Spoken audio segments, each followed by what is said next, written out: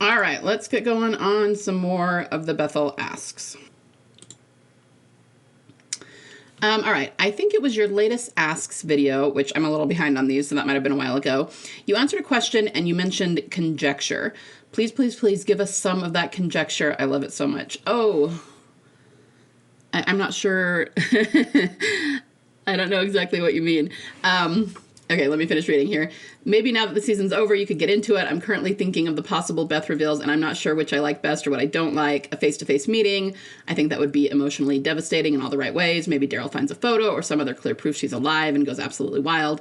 What if we see Beth before Daryl does? I definitely prefer the first one for drama reasons and because it'll be shocking, not to us though, and would make pretty iconic episode cliffhanger. I don't know. I've been extra TD inspired this year, and I'm trying to absorb as much information as possible. Okay, so you mean conjecture about how they're going to reveal Beth. I was going to say, so much has happened in the last few weeks. I've had a lot going on, and I have no idea what I was talking about when I said that. But I assume from the rest of your ask that you mean conjecture about how she's going to show up. Okay, yeah, I can get into it. And you guys, it's just important to understand that this conjecture, it does come from symbols we've seen and like kind of symbolic situations that we've seen over and over again. But at the same time, I don't even think it's fair to call it conjecture. It's mostly headcanon, okay? It's mostly headcanon that comes from those symbols we've seen. So I can just give you a few of the scenarios that me and my fellow theorists have talked about. Some of them may or may not show up in the fan fiction, which I am still getting to writing, I promise. Like I said, I've had a lot going on. But I'm going to, especially now that the season's over, I'm going to really start putting some time toward writing something for you guys. Anyway, one thing that we have seen over and over is something about the radio and hearing a voice on the radio. So we have all kinds of scenarios where that could be the case. Is he going to hear her voice? Is she going to hear his voice? I've even thought of it, which is a little bit less now. I think I was thinking this more before the Ones Who Live, aired, that, what if even Beth heard Rick's voice and, that kind of got things into motion or something like that, which could still happen. But now that he's back at Alexandria, it's less likely. And I think the only reason I thought that is like, you're never going to hear Rick's voice on the radio and not know that it's Rick. I mean, that Southern drawl, it's just so very, iconic. It's very distinctive, right? And then there's also the fact that in 509 we actually did hear Andrew Lincoln's voice on the radio, and when he did that, he had his English accent, so it wasn't Rick so much as it was actually Andrew Lincoln. Anyway, whoops, sorry, that's my alarm going off. Anyway, so we've talked about different scenarios where that might include hearing somebody's voice on the radio. Let's see. I mean, you guys, there's just so many of them. I think I've literally had dozens, if not hundreds, of headcanons over the years. One that's one of my favorites is because we're always talking about either Beth saving Daryl or Daryl saving Beth in some way. So, I mean, I think both will happen inevitably at some point. But one thing that I have again, total headcanon that I've thought about a lot is the idea of Daryl being with a group of people. I mean, it would, if we're talking about Spain, it would definitely be Carol and anybody else that they meet there, right? And just having like some faceless stranger that keeps helping them from afar. So things like maybe, get into one of these situations where it looks like one of them is about to die, which they, pretty much never do. Daryl and Carol, they're the main characters. But when it looks like they might, and then there's some mysterious sniper on the ridge that saves one of them. Or, just helps them in some way get out of some sticky situations, and they can never quite see who it is. And it's maybe somebody, I don't even think they could do blonde hair necessarily. That would be too much of a giveaway, but maybe someone who's wearing a hoodie so you can't see their hair. And the whole time it's Beth. And it just takes them a while to realize that, and, all kinds of things in my head for why she wouldn't want them to know it was her right away, things like that. So that's one thing I've thought about. Just in very recently thinking about the fact that he, the guitar and the fact of him fixing the strings or the music box or however you want to do it. I mean, that could play into it too. Is she going to be hurt? Is she going to be not herself? Is she going to have memory problems? I do think that I've always said that I'm not sure that I am convinced that she's actually going to have memory issues, but if she did, to me, it would be something that would be... when you say that, there's people that get really afraid, like she's not going to remember Daryl at all. And I don't think that's the way they would go with it. I can see her having some memory issues and then having her memory be jogged when she sees him. But I think they would be resolved pretty quickly. I can also see, I've thought about things where she has holes in her memory. So maybe she has images in her mind of different people from the prison, but she's just not entirely sure who they are because she's lost some of the in-between memories. But again, I think Daryl and Carol showing up would jog that memory, and pretty quickly it would all come back to her, because it's really not going to serve the show for her not to remember Daryl. Like, that would be too hard a thing to navigate, I think, especially after all this time. Anyway, so there's that. We've had countless things about her being in the CRM and being part of the CRM, and he's seeing her or hearing her in some way. You can see maybe something like him being taken hostage somewhere, but she's within the organization, so she knows him. I mean, it just goes on and on, guys, and it's all just conjecture. It seemed like there was something else I was going to mention, and now I'm blanking on what it was. Oh, the photo thing that you asked about. So me and my fellow theorists, we had this whole photo situation worked out where it had to do with him returning to Grady. And I don't know if that's ever going to happen, but it would be interesting, and especially now that he's in Europe, he's nowhere near Atlanta, right? But we had this whole thing because I think they said that they were filming, and this was probably a while ago. It might have been for the flagship show even. Like, they said they were filming in Atlanta, or they might have been filming near Grady again. It was something like that. And so then we just kind of took off on a tangent, was going, okay, well, what about this? And what about that? And, of course, they've used the Grady set more than once to film different things, like, the episode where Beta died. And that wasn't supposed to be Grady Memorial Hospital. They just used the same set, but it was a different place in the show. But it would be really interesting, especially in light of Nicotero's comments about how he thinks the Gradians are all dead now. That I harp about it a lot. Somebody asked what happened to the Gradians, and he was like, I think they're dead. Yeah, they're dead. It was like way suspicious the way that he answered it. But assuming that they are dead and that Grady has fallen, which I kind of assume happened relatively soon after Coda. It just doesn't seem like it could stand on its own. But assuming that's the case, it would be really interesting if Daryl or somebody from Team Family went back to actual Grady and just found that there was nobody there and it was all turned to dust now because nobody's been there for a while.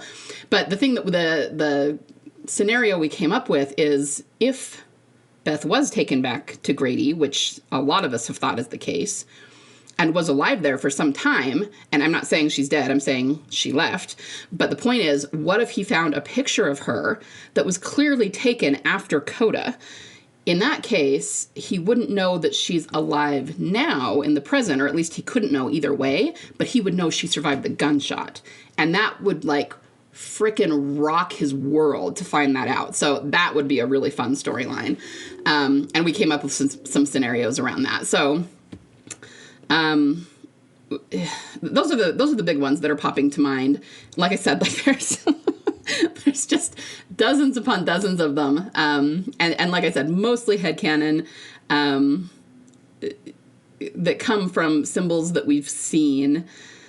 I talked about this the other day when I read you, in one of the last videos, Galadriel Jones talking about Beth not being herself and maybe Daryl fixing her, maybe she's having a crisis of faith.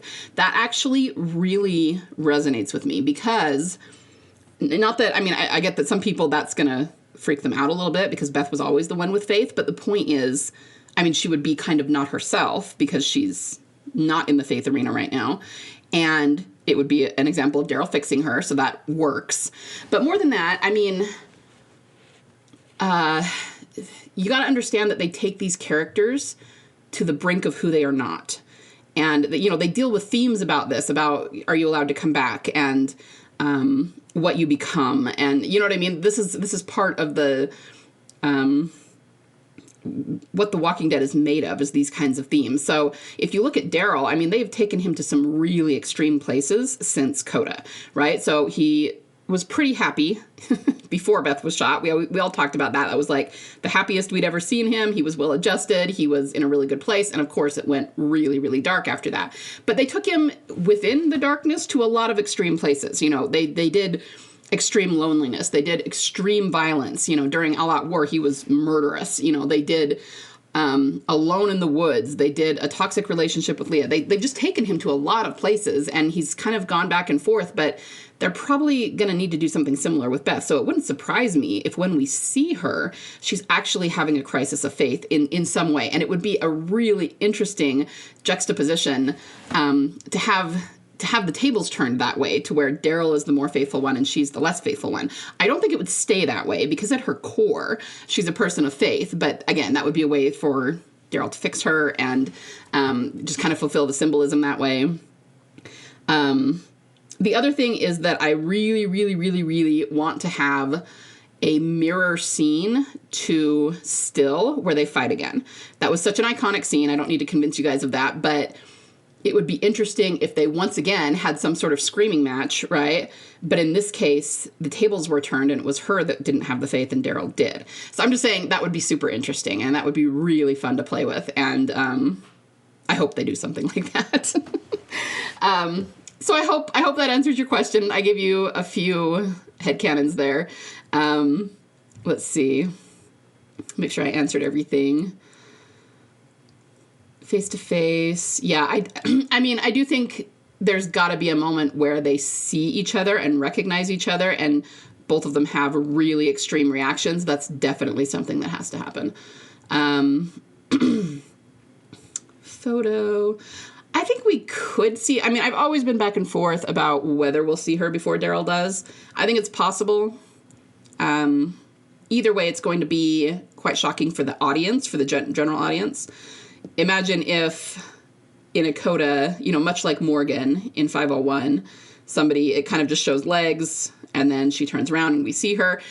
I've always said that would be a really good way to get people to come back to the show and really ratchet up the viewership, because knowing that the audience knows she's alive and Daryl doesn't, everybody's going to want to tune in and see what happens when Daryl finds out. So that would actually be an excellent way to ratchet up viewership. I don't know if that's what they'll do or not, but I think it would be smart to do that.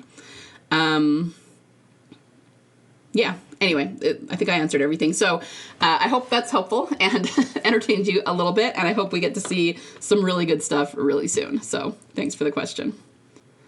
Next one. I've been reading all of your Q&A posts from your Tumblr page for years.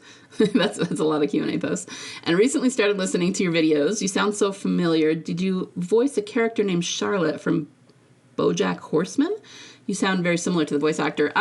No, I'm flattered you think that. I've never done any voice acting, so that would be no. But probably I just have a similar sounding voice to whoever that is. As I was watching your video, I remembered that Norman mentions Beth and the light at the end of the tunnel, not just on that interview, but in another one as well.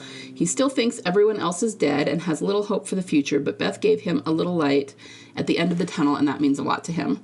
It gave me hope, and it's always interesting to read interviews after many years, which are hard to find for some reason. I remember reading this, and that if I want to find it, they are nowhere to be found. I found this today by coincidence while trying to look for something else. I giggled when he called the Carl Beth ship weird while still hyping Beth and Daryl. Yeah, I think that some of the interviews have been taken down. Others of them haven't, but I mean, you got to understand too that I always say this about Friends, the show Friends. Some shows that were popular when the internet was just starting to become really prevalent are not well indexed, okay? It's really hard. I don't know if you guys have ever tried to do this. It's hard to find an exact Friends gift that GIF, G-I-F, that you're looking for. Not that you can't find them. If you type in Friends GIFs, a million of them will come up, but I will type in like a very specific line of dialogue that I want a GIF for, and I can never find the one I'm looking for. And I think it's because those were being created when the internet was so new that nobody was indexing them correctly. They weren't putting the actual dialogue into the search terms, and you would think AI could figure that out. Maybe they will, but even today, they're not well indexed. So I think that that could be the case too with a lot of the really early interviews from like season 3, season 4, season 5. Of course, the internet was a thing then, but it wasn't nearly what it is today. And so I think some of them have been taken down, others have not, but they're still difficult to find. But you're right that they are really interesting to read later on. I sometimes go back and read interviews from season 4, and I can see how the actors are pushing symbolism in those interviews, and nobody was picking up on it back then. And as of right now, like, as far as I know, Team Delusion was still the only one that's picking up on a lot of it. But yeah, it's definitely interesting to go back and read them. And yeah, that's funny. I remember hearing Emily debunk, I don't even think it was Carl and Beth. I think it was Rick and Beth. So, and it's funny because with Beth and Daryl, they're so non-committal about it. They're so nebulous about it. And with other ships that definitely were not going to happen, they're like, no. You know? And that's a huge hint too. So you remember back in season 3, Rick and Daryl went with Michonne right after they met Michonne to go get Glenn and Maggie from the governor. And they brought them back. And when they came back, Beth kissed Rick on the cheek.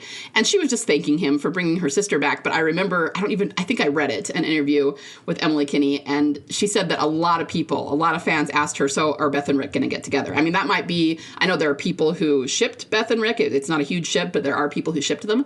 And I think that's where it started. And Emily just kind of laughed and went, no, I don't think that's where they're going with it. That's not going to happen. So yeah, it is kind of funny to see them debunk ships that were like never going to happen because they are so non-committal about, I mean, they're non-committal about Beth and Daryl because they're trying to disguise the fact that it could still be a thing, you know, if she comes back, and they're trying not to give that away. With Daryl and Carol, I think they were non-committal because they didn't want to piss off that fandom. And, you know, they've gotten over that now. They don't mind pissing off the fandom, and they have absolutely shut it down. But, yeah, I hear you. It's really interesting to go back and see the things that they've said in years past. So I agree. All right, guys, I'm going to call it quits there for today, but I will be back soon with more. Keep them coming.